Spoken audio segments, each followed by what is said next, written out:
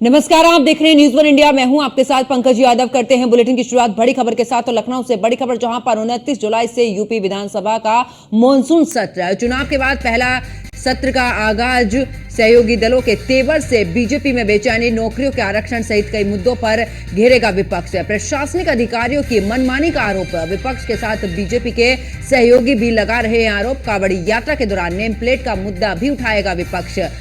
इस मुद्दे पर आरएलडी ने विरोध में स्टैंड लिया था। इस बार 5 दिन का होगा यूपी का मॉनसून सत्र। तो बड़ी खबर आपको बता रहे, जहां पर 29 जुलाई को यूपी का मॉनसून सत्र शुरू होगा। ऐसे में नौकरियों के आरक्षण सहित कई मुद्दों पर घेरेगा विपक्ष और प्रशासनिक अधिकारियों की मनमानी का भी आरोप यहां पर लगाया जा रहा है, चाहे सत्ता पक्ष के हो या फिर विपक्ष। विपक्ष के साथ बीजेपी के सहयोगी भी इस दौरान इस तरीके का आरोप लगा रहे हैं। इतना ही नहीं, कांवड़ यात्रा के दौरान नेम प्लेट का मुद्दा भी उठाएगी इस दौरान विपक्ष जो है, ऐसा मुद्दा भी उठाएगा। और इस मुद्दे पर आरएलडी ने विरोध में स्टैंड लिया था और आखिरकार सहयोगी दल है। ऐसे में अब देखना होगा कि इस बार 5 दिन का जो होगा यूपी का मॉनसून सत्र, और इसमें क्या कुछ रहने वाला है, क्या कुछ विपक्ष यहां पर मुद्दे उठाने वाला है, और ऐसे में सरकार उसका जवाब किस तरीके से देगी। सभी की निगाहें और चुनाव के बाद पहला ये सत्र है, जिसका आगाज 29 जुलाई से होगा।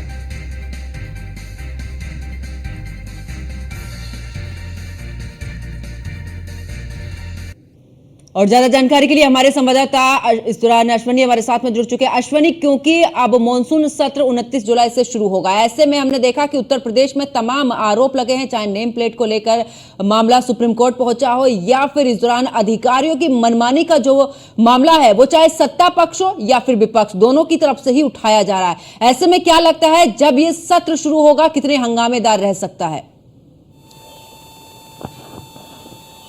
हाँ बिल्कुल, इस बार का सत्र जो है वो 2024 लोकसभा चुनाव के बाद का पहला सत्र उत्तर प्रदेश में होने वाला है। और कहीं ना कहीं समाजवादी पार्टी, कांग्रेस, सभी के हौसले बुलंद हैं, क्योंकि उस केंद्र में अगर बात करें तो वहां पर मजबूती के साथ इस बार विपक्ष है। तो निश्चित तौर पर कहीं ना कहीं उसी मजबूती के साथ उत्तर प्रदेश में भी कहीं ना कहीं विपक्ष खड़ा दिखाई देगा।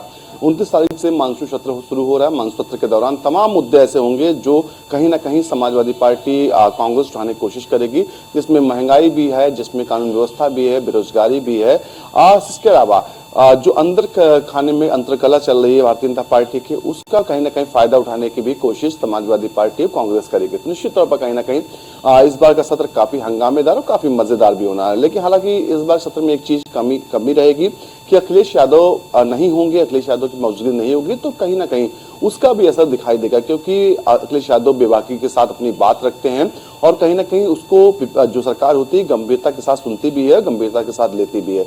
लेकिन जो दूसरे नेता होंगे, दूसरे प्रतिपक्ष नेता होंगे, उनको कितनी गंभीरता के साथ जो सदन में लिया जाएगा, ये भी बड़ा सवाल है। क्योंकि अमूमन देखने में मिलता है कि चेहरा बहुत ही महत्वपूर्ण होता है और अखिलेश यादव बड़े चेहरे हैं कहीं ना कहीं, और उनकी बात कहीं ना कहीं जब वो रखते हैं तो पूरा सदन जो होता है गंभीरता के साथ सुनता है। और कहीं ना कहीं तमाम ऐसे मुद्दे होते हैं जिनको अखिलेश यादव उठाते सदन में, उन पर तुरंत कार्रवाई भी होती है। तो निश्चित तौर पर कहीं ना कहीं इस बार का जो सदन होगा उत्तर प्रदेश विधानसभा का काफी दिलचस्प होगा, काफी मजेदार होगा। कई मुद्दे होंगे जिन पर सरकार घेरने की कोशिश की जाएगी। सरकार भी पूरी तैयारी कर रही है। अमूमन देखने को मिलता है कि सरकार की ओर से मुख्यमंत्री पहले निर्देश देते हैं कि जब सदन सत्र शुरू होगा तो उस दौरान जो मंत्री होंगे अपनी पूरी तैयारी के साथ आएंगे। अगर कोई सवाल आता है तो निश्चित तौर पर उसका जवाब भी देना लाजमी होगा, जरूरी होगा, और वो भी पूरी जो है सही तरीके से। तो निश्चित तौर पर कहीं ना कहीं ऐसे में कहीं ना कहीं अभी माना जा रहा है कि इस बार का जो सदन होने जा रहा है उसमें कांग्रेस भी एक्टिव दिखाई देगी। हालांकि 2 ही विधायक कांग्रेस के उत्तर प्रदेश में है, लेकिन सबके बावजूद भी कहीं ना कहीं केंद्र में जिस तरीके से कांग्रेस मजबूत हुई, उसके बाद उत्तर प्रदेश में भी जो विपक्ष की भूमिका में उनकी जो चीजें हैं वो महत्वपूर्ण हो चुकी है। तो ऐसे में कहीं ना कहीं अब ये माना जा रहा है कि आने वाला जो 29 तारीख को सत्र शुरू होने वाला है वो काफी हंगामेदार और मजेदार होने वाला है। जी और बिल्कुल अश्वनी, क्योंकि अधिकारियों की मनमानी के आरोप जिस तरीके से लग रहे हैं, और ऐसे में सबसे बड़ा सवाल तो यही खड़ा होता है कि आरएलडी जो कि सहयोगी दल है, और ऐसे में जब आरएलडी ही इस दौरान इस तरीके के मुद्दे उठाएंगे तो कहीं ना कहीं सरकार को थोड़ी बहुत बेचैनी यहां पर जरूर नजर आ रही है सरकार की तरफ से। और ऐसे में पूरी रणनीति, क्योंकि समाजवादी पार्टी की अगर बात करें एक रणनीति के तहत अब आगे बढ़ रही है समाजवादी पार्टी, और जिस तरीके से अभी आपने जिक्र भी किया कि जब अखिलेश यादव बोलते हैं तो सदन में बड़ी ही प्रमुखता से उन्हें सुना जाता है। ऐसे में नेता प्रतिपक्ष जब चुनेगी तो इस चीज का भी खासा ख्याल रखा जाएगा। लेकिन सवाल यही है कि जब सहयोगी दल ही उठाएंगे इस तरीके की बातें, तो आखिरकार सरकार को कहां पर थोड़ी बहुत ही यहां पर सहनशीलता नजर आएगी? बिल्कुल कहीं ना कहीं सहयोगियों का भी साथ जरूरी है। जिस तरीके से देखा जा रहा है कि ओम प्रकाश रात भर हैं, उनके भी बागी तेवर इस समय हैं। इसके अलावा बात करें निषाद हैं, उनके बेटे की सुरक्षा हट गई, उसके बाद वो भी बागी हो चुके एक तरीके से हैं। वो हालांकि सीधे तौर पे आकर के कुछ नहीं बोल रहे, लेकिन कहीं ना कहीं अंदर खाने में उनकी जो बातें चल रही हैं, जो सोशल मीडिया पर पोस्ट कर रहे हैं, उससे कहीं ना कहीं साफ हो रहा है कि वो सरकार के साथ तो हैं, लेकिन कहीं ना कहीं उनके मन में मलाल है। इसके अलावा आरएलडी की बात करें, आरएलडी भी नए मुद्दे को लेकर के पीछे रही है और उसने विरोध किया इस चीज का। तो ऐसे में कहीं ना कहीं इस बार का जो सदन होगा वो सहयोगियों को कितना साथ मिलेगा ये भी देखने वाला होगा। हालांकि जो पिछड़ों को लेकर के चर्चाएं लगातार हो रही हैं, उनका नौकरी को लेकर के भी चर्चा होगी। अभी हाल ही में देखा गया था, उप मुख्यमंत्री केशव प्रसाद मौर्य ने भी एक लेटर लिख के उसकी डिटेल मांगी थी। तो निश्चित तौर पर कहीं ना कहीं विपक्ष अब इस चीज को मुद्दा बना सकता है। जब सरकार के लोग ही इस तरह के सवाल खड़े करेंगे, जवाब मांगेंगे, तो निश्चित तौर पर कहीं ना कहीं विपक्ष का तो हक बनता है कि इन मुद्दों को लेकर के आगे बढ़े।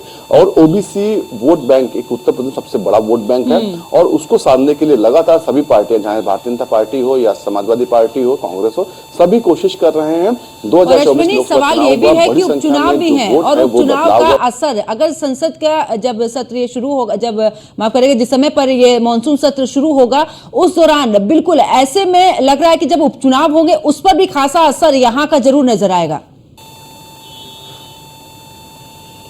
बिल्कुल कहीं ना कहीं विपक्ष के पास एक बड़ा प्लेटफॉर्म सदन हमेशा होता है, क्योंकि तमाम बार देखा जाता है कि बाहर वो अपनी बात नहीं रख पाता, लेकिन सदन में जब बात रखता है तो पूरा प्रदेश उसको सुनता है। तो दो उपचुनाव से पहले तमाम ऐसे मुद्दे होंगे जिनको उठा करके कहीं ना कहीं जो वोट बैंक है, चाहे महिलाएं हों, किसान हों या फिर बेरोजगार हों, युवा हों, इन तमाम लोगों को अपने साथ लाने की कोशिश करेगा विपक्ष। और कहीं ना कहीं कितना कामयाब होता है, हालांकि ये देखने वाला होगा। लेकिन 10 सीटों पर जो उपचुनाव होना है, ये सदन जो होगा उसका असर उस पर दिखाई देगा। जी बिल्कुल अश्विनी, हमारे साथ बने रहिए, आगे भी आपसे अपडेट लेंगे। तो प्रशासनिक अधिकारियों की मनमानी का आरोप है, जहां पर विपक्ष के साथ बीजेपी के सहयोगी दल भी इस तरीके के आरोप लगा रहे हैं। ऐसे में देखना होगा कि जब मानसून सत्र शुरू होगा, ऐसे में कितना हंगामा इस दौरान नजर आता है।